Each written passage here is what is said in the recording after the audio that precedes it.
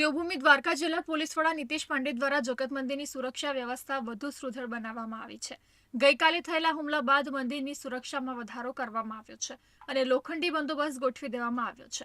જિલ્લા પોલીસ દ્વારા મળેલ સૂચના અનુસાર જગત મંદિર પરિસરમાં વિવિધ સુરક્ષા સાધનો સાથે પોલીસ બંદોબસ્ત ગોઠવી દેવામાં આવ્યો છે. આ ઉપરાંત દ્વારકાના માછીમારોને પણ સતર્ક રહેવા અને કોઈપણ ગેરપ્રવૃત્તિ જણાય તો તાત્કાલિક પોલીસ સ્ટેશનનો સંપર્ક કરવા અપીલ કરવામાં આવી છે. પોલીસ દ્વારા દ્વારકાના દરિયાઈ વિસ્તારોમાં પણ પેટ્રોલિંગ હાથ ધરવામાં આવ્યું છે. અહીંયા અમારા એક તો પોલીસ જવાનો છે, હથિયારધારી પોલીસ છે, પછી અમારા એમટીએફના જવાનો છે. એની અહીંયા પ્રેઝન્સ વધારી દીધી છે. પેટ્રોલિંગ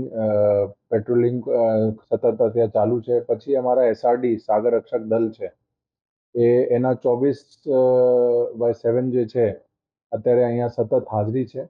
કોઈ પણ અગર શંકાસ્પદ એક્ટિવિટી હશે તો તાત્કાલિક જે છે પોલીસ લેવલે જેટલા પણ એક્શન શક્ય છે એ કરવામાં આવશે.